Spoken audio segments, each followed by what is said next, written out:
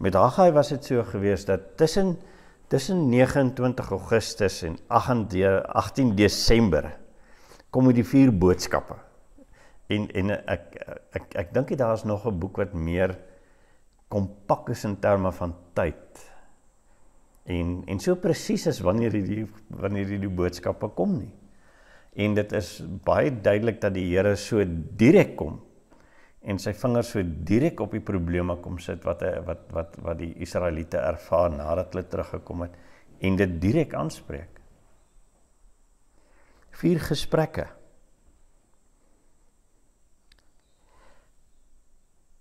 Uitsprake van God wat hulle verhouding met hom bevestig. Nie met die tempel, met God self. En hierdie 4 gesprekke kan ons so opbreek. Die tema van die eerste een is God is teenwoordig. Let jy op dat hy teenwoordig is? Dan het ons gehoor van God gee om. Sien jy dat hy omgee?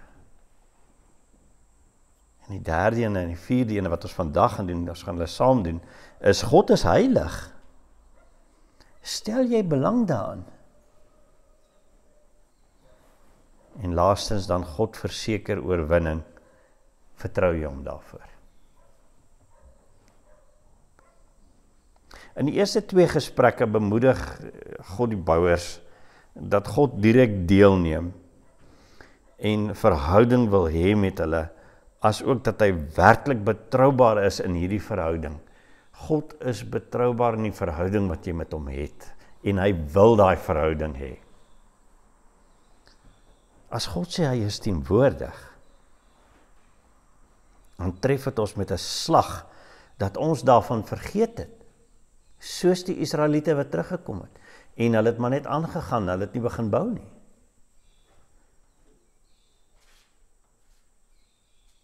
En ons eie stryd voer om sukses te behaal, maar ons behaal nie sukses nie.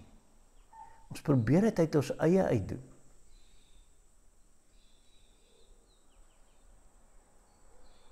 En vir ons om nader te beweeg, om te bewus te wees van God se deurlopende teenwoordigheid, en sy vreugde te ervaar wat hy in ons het ons nodig om na hom te luister.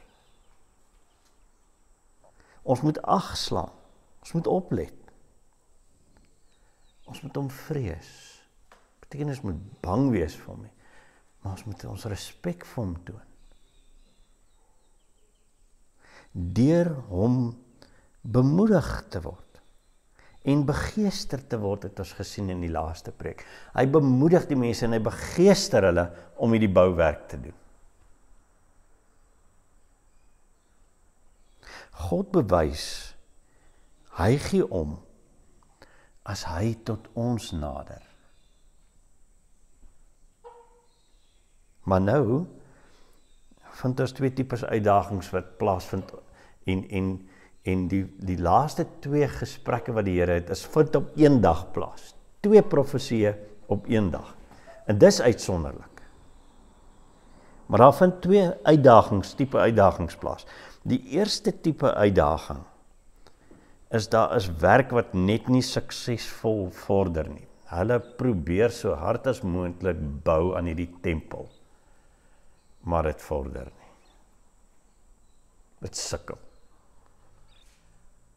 En die tweede uitdaging wat plaasvind is daar's 'n bedreiging wat van buite af op die horison vergader en hulle raak bekommerd. 2 goed. En soos breek daai opspraakwekkende dag aan, as God 2 keer praat op 1 dag. In hoofstuk 2 vers 10 tot 19 praat God met die volk oor, ek is heilig, stel jy belang daaraan dat ek heilig is?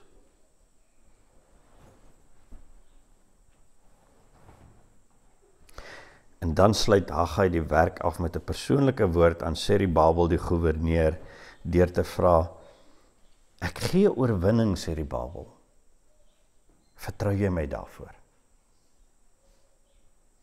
Kom ons lees Haggai 2 vers 10 tot 17 eers, en dan sal ons later die vers 20 tot 23 lees.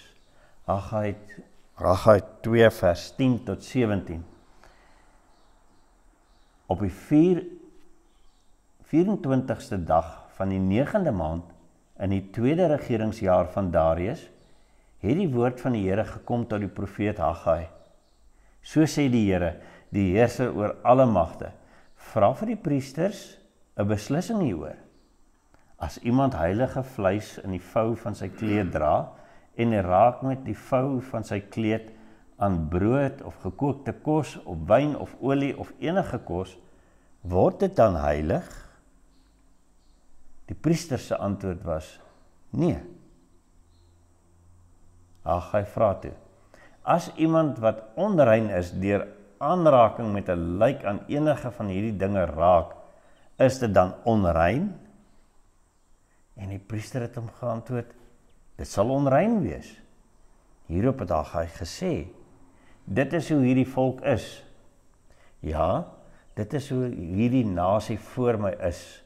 Dit is die uitspraak van die Here, en ook al die werke van hulle hande. Alles wat hulle daar offer, is onrein.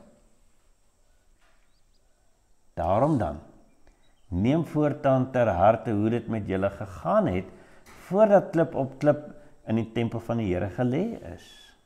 As iemand na 'n koringmiet van 20 mate gegaan het, was daar maar net 10. As hy na die parskuip gegaan het om 50 mate wyn uit die kuip te skep, was daar maar net 20. Ek het julle getref met skimmel en witoes en haal, ja, al die werk van julle hande, maar julle wou nie na my terugkeer nie, is die uitspraak van die Here. Neem ter harte hoe dit van vandag af gaan wees. Van die 24ste dag van die 9de maand af, die dag waarop die fundament van die tempel van die Here gelê is, ja, neem dit ter harte. Is daar nog saad in die stoorkamer? Die wingerd, die vyebome, granate en olyfbome het nie eers gedra nie. Van vandag af sal ek julle seën.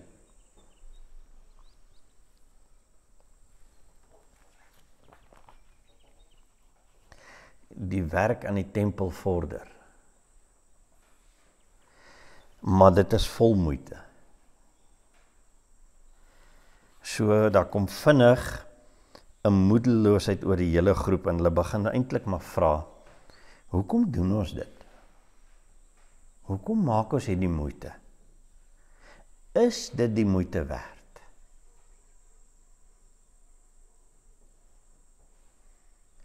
En niks word in hierdie stuk, soos in hoofstuk 1, as 'n inleiding gesê oor hoekom dit gebeur het ensovoorts nie, maar ons lei hierdie af in die ervaring van Esra en Nehemia, waar hierdie geskiedenis vir ons in meer detail opgeskryf is. Hoe het hulle gesukkel?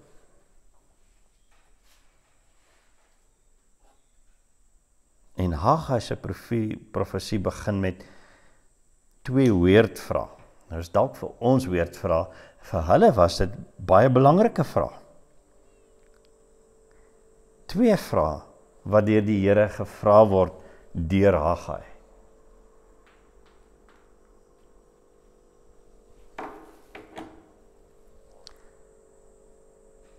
En is duidelik godsdienstreël vrae. Want die priesters moet antwoord. Die eerste vraag is, so sê die Here vra vir die priester 'n beslissing hieroor. As iemand heilige vleis in die vou van sy kleed dra en hy raak met die vou van sy kleed aan die brood of gekookte kos of wyn of olie of enige ander kos, word dit dan heilig? En dan sê die priester nee. En dan vra Haggai weer vers 13, as iemand van onrein is deur aanraking met 'n lijk aan enige van hierdie dinge raak, is dit dan onrein? En die antwoord kom, dit sal onrein wees, want dis hoe hulle godsdienstsysteem dit vir hulle verduidelik het.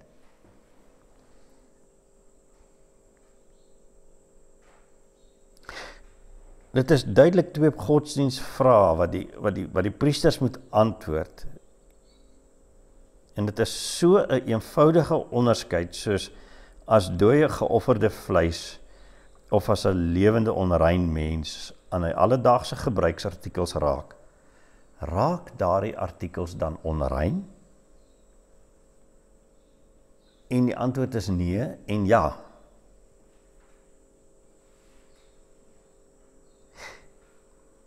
En net hierdie onderskeid wat getref word, die vraag wat gevra word, laat sit almal aan die dink in Israel. Met hart, watter tipe hart is ons besig om te bou aan die tempel? Met watter tipe hart tree ons op hierdie stadium? Hoe lyk ons werk vir die Here? Is dit soos daai heilige geofferde vleis, is dit ons werk? Of leef ons soos onrein mense wat aan 'n lijk gevat het en alles om ons onrein maak? Dis die vraag wat Haggai by die mense wil begin tuisbring. Wat gaan in jou hart aan? Almal sit nou regop.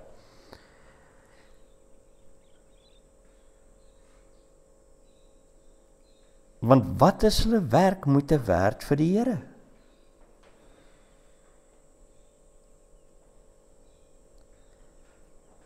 Ons doen dan hierdie moeite en ons sweet vir die tempel se bouery en dit sukkel. Of hoe? Dan is ons mos reg.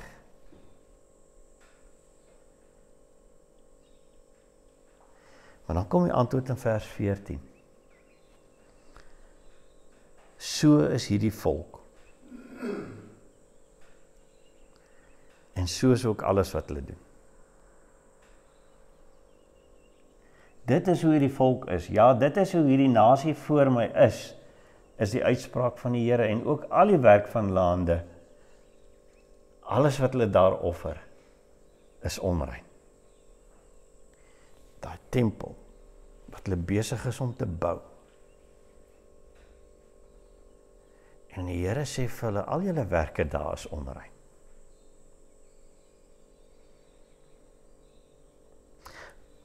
Ons werk vir hom is in geheel onrein. Wow. Hoekom? Ons doen dan al hierdie moeite. Hoekom is dit dan nou onrein? Ons wil dan nou hierdie ding vir die Here doen. Want ons dink, ons kan hom bevredig uit ons eie werke uit. Dis die antwoord. Deurdat ons op ons eie die tempel, die teenwoordigheid van God wil bou. En 3 keer roep die profeet nou uit, neem dit ter harte, luister hierna, gee aandag, ondersoek jou hart in hierdie saak. Neem eerstens ter harte, dat voordat hulle selfs begin het om die mure te bou, is hulle vermoë om die Here tevrede te stel reeds uitgeput. Luister na vers 15 en vers 16. Daarom neem dan voortaan ter harte hoe dit met julle gegaan het voordat klip op klip in hierdie tempel gelê is. As iemand na 'n koringmiet van 20 mate gegaan het, was daar net 10. Te kort. As hy na die parskuip gegaan het om 50 mate wyn te gaan skep, dan is daar maar net 20. Ek het julle getref met skimmel en witroes en haal. Ja, al die werk van julle hande, maar julle wou nie na my terugkeer nie, is die uitspraak van die Here.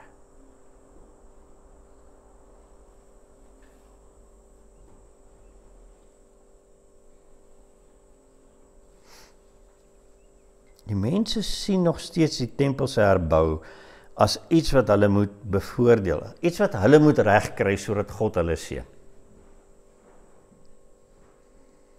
Dis soos 'n afgod wat jou moet help. Die mense om hulle bring hierdie offers en dan moet hierdie gode hulle seën. En hulle dieselfde houding teenoor die ware Here.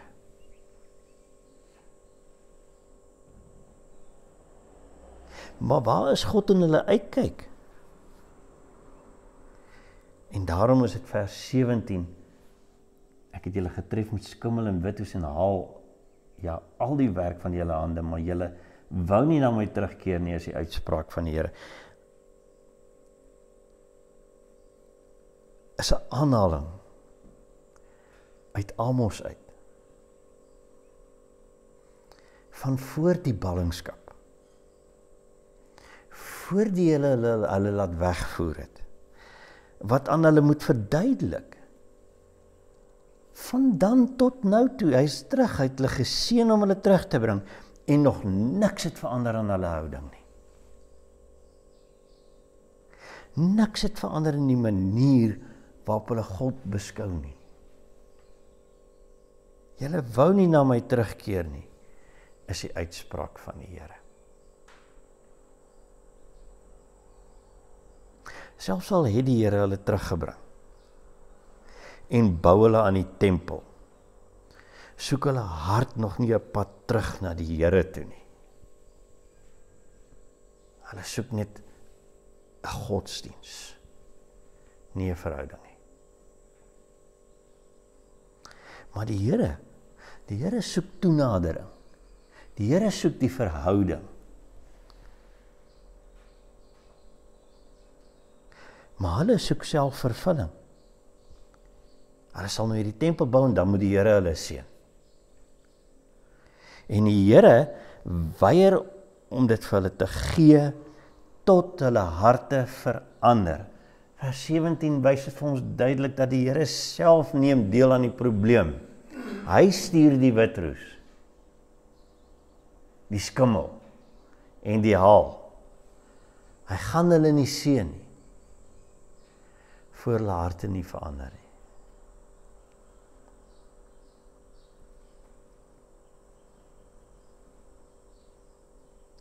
Hy weier om dit vir hulle te gee, tot hulle harte verander. En daarom sukkel hulle so met die voorsiening, die koring.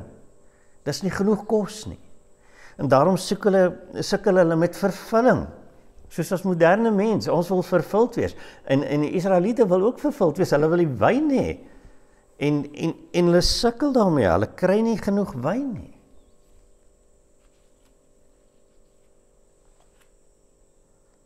En tog verander die Here hulle harte deur hulle te oortuig deur sy profeet, dat hulle nie op hulle eie gelyke voet met God kan wees nie.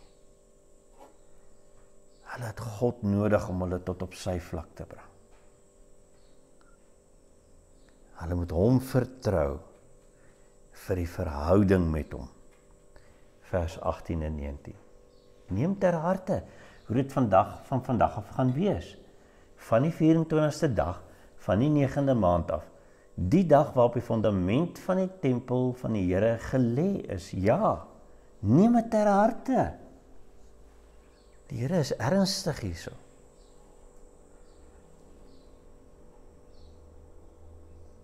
Van vandag af sal hy seën.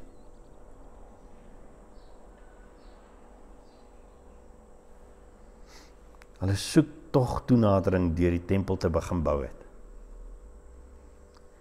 En daarom is hierdie dubbel ter harte nou 'n positief, nie 'n negatief soos die eerste ene nie. God sal hulle in hulle toenadering help. Die fondasies van hulle geloof sal gelê word. Selfs al of juis omdat hulle niks kon bydra nie. God is nie afhanklik van ons in 'n verhouding met hom nie. Hy self voorsien daarvoor. Hy skep die verhouding. Sy vermoë daartoe is onuitputlik. So kom ons lees eerlik. In sy verhouding met ons, wag God tot ons nie meer self kan bydra nie. En dan begin hy optree. Voor hy ons dan rigting gee na hom toe. Ons draai na hom toe uit sy eie uit. En ons rig na sy wil in ons verhouding met hom.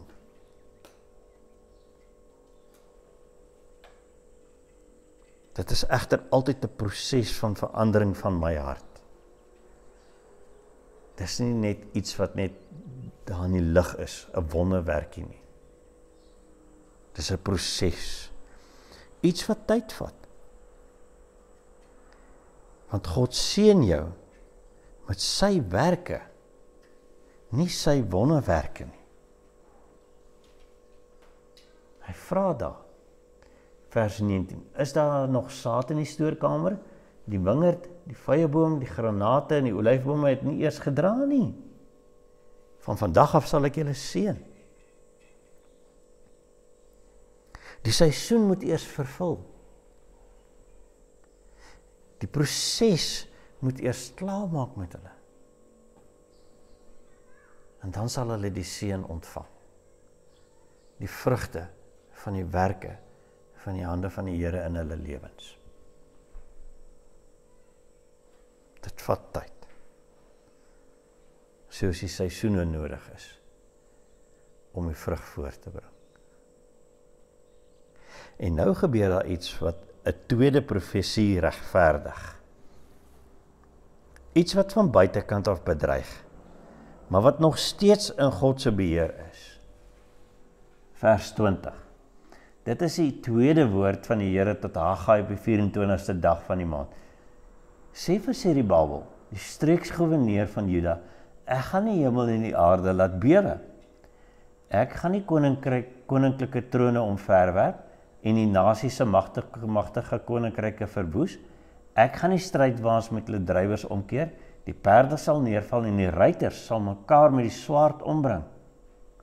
Op daardie dag is die uitspraak van die Here, heerser oor alle magte, sal ek jou, my dienaar, Serubabel, seun van Sealtiel neem, is die uitspraak van die Here, en ek sal jou soos 'n seelring maak, omdat ek jou uitverkies het. Dit is die uitspraak van die Here, heerser oor alle magte. En Haggai is klaar. Ons weet nie presies wat die probleem was wat begin na vore tree het nie. Maar hierdie profesie is baie persoonlik. Dit is aan Serubabel die gouverneur gerig.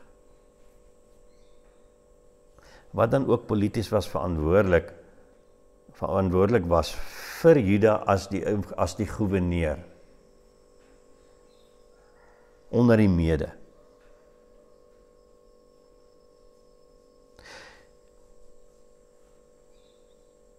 En Haggai sê vir hom, nasies kan nie handhaaf en kompeteer met die Here nie. Maak nie saak hoe groot is hulle nie. Want die nasies om hulle was massief en kragtig. Dit is eerder andersom. Dit is God wat gesag handhaaf oor nasies en konings en bepaal wat met hulle gebeur en hoe hulle mekaar gaan vernietig.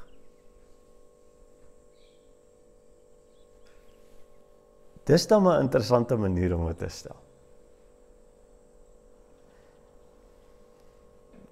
Haggai kom na Serubabel toe en hy sê vir hom, Serubabel, jy hoef nie bekommerd te wees nie. Hierdie ding wat besig is om te ontwikkel, lyk baie gevaarlik. Maar God gaan besluit hoe hierdie nasies mekaar vernietig. En die volgende 400 jaar getuig van die Mede en die Assiriërs se vernietiging en herhaaldelikse Griekse opvlam en verval en vernietiging onder verskeie konings. Hulle trek deur daai streek verskeie kere. En die Egiptiese uitbreiding en inkrimp en weer uiteindelik vee die Romeine en hulle vee die hele tafel skoon. 400 jaar lank. Maar deur al hierdie chaos wat nou voorlê, en Daniël praat ook van hierdie chaos. Deur al hierdie chaos is daar nie iets wat Serubabel of die volk sal bedreig nie. Hulle sal net die getuies daarvan wees. Dis hoe dit gebeur het. Hierdie mense het hulle kom oorheers, en hulle is getuies daarvan gewees, maar nie weer het die Here toegelaat dat hulle net amper soos vernietig word nie. Maar daai nasies het almal geval. Maar daar is egter meer aan hierdie profesie as die ooglopende. Vers 23. Op daardie dag is die uitspraak van die Here, Heerser oor alle magte, sal ek jou, my dienaar Serubabel, seun van Sealtiel neem, is die uitspraak van die Here, en ek sal jou soos 'n seelring maak, omdat ek jou uitverkies het. Dit is die uitspraak van die Here, Heerser oor alle magte. Wat nou gebeur, hierdie 400 jaar van chaos, is God se plan, wat sonder die mens se invloed uitgevoer word. Dit is 'n voorbereiding vir iets. En God merk Serubabel as sy seelring wat hy uitverkies het, en daarin word God se plan vir ons duidelik.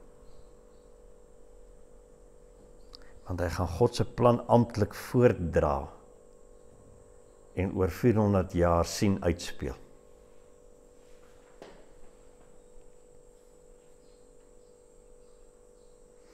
Serubabel sal God se merk van gesag vir die nasies word.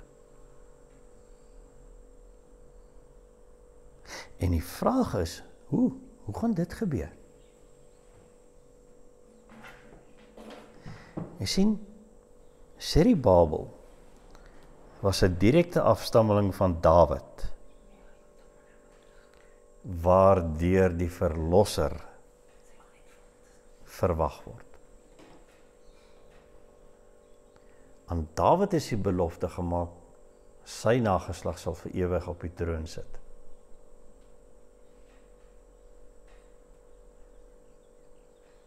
En natuurlik praat ons van Jesus. En God se genade is nou so duidelik in Serubabel, want Serubabel se oupa was die laaste koning van Juda. 'n goddelose man, Jehoiakim, wat deur God finaal verwerp word soos 'n gebreekte seelring en weggegooi word soos hy gebreekte seelring. Jeremia 22 vers 24 en 25. En kyk net hoe die Here nou hier daardie verwerpte seelring herstel en gebruik om sy toekomstige verlosser Jesus Christus te verseker. Dit sal gebeur.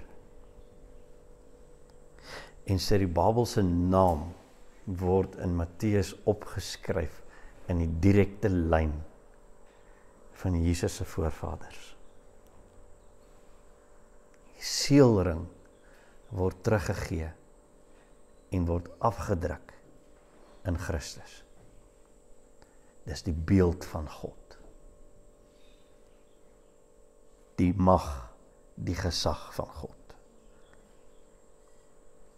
En dit raak vir ons duidelik dat selfs uit so 'n verlore familie uit, is daar niemand of niks wat onbenutbaar is vir God nie. God kan alles gebruik en almal. Niemand is te ver hier nie. Wat leer ons vandag? Wat daag ons uit in ons geloof vanoggend? Kom ons begin by, wat probeer jy uit jou eie reg kry om die Here tevrede te stel? Dink 'n bietjie. Wat doen jy om die Here tevrede te stel? Uit jou eie uit. En ons doen dit almal. Hoe soek jy jou eie klippe uit en kap hulle om jou eie tempel te bou?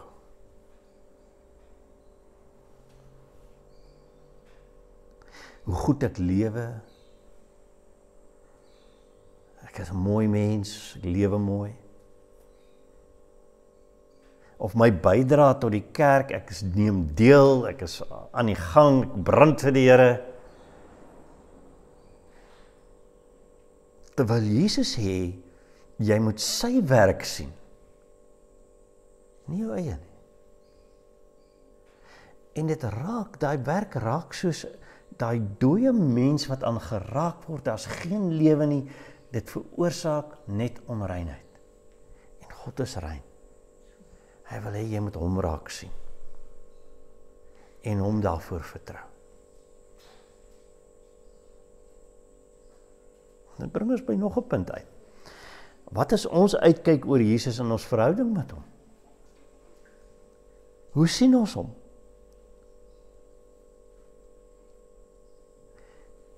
Hoe sien ons verhouding met hom?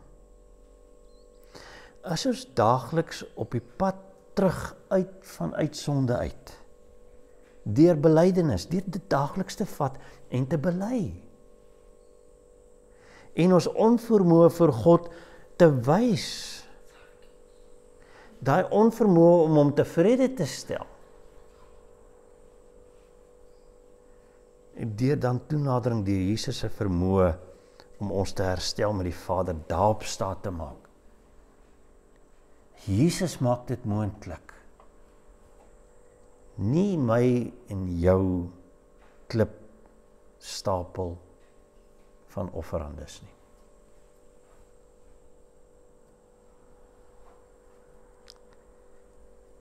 En dan raak ons so moedeloos en ons sê vir mekaar, ag, die Here kan mos nie iets met my maak nie. Besef jy dat God se hart altyd meer is vir ons as wat dit teen ons is? God se hart is nie teen mense nie. Maar hy gaan nie toelaat dat jy en ek ons eie maniere gebruik nie. Hy gaan met ons werk tot ons op hom staat maak. En ek en jy hoef nie te rebelleer om 'n vals beeld van Jesus te hê nie. Ons hoef bloot net te dink ons kan bydra tot ons redding. En ons hoef bloot net te dink ons kan Jesus as 'n stepping stone gebruik om vervuld te wees. En is vals. Christus is jou lewe voor God.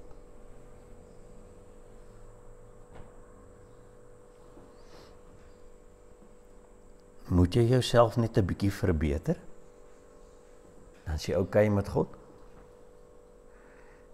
Dan probeer jy bydra tot jou redding. 'n bietjie beter lewe. Of moet Christus net jou behoeftes vervul, sodat jy net vervuld voel en voorsien voorvoel. Dan het jy Jesus 'n stepping stone gemaak.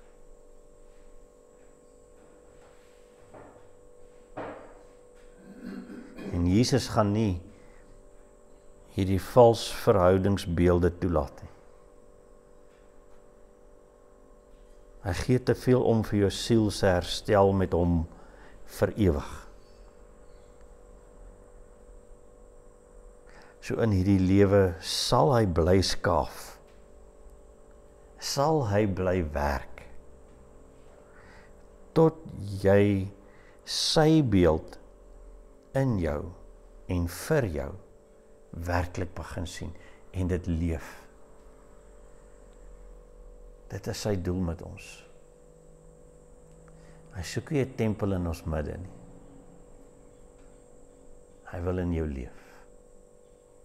Kom ons bid saam.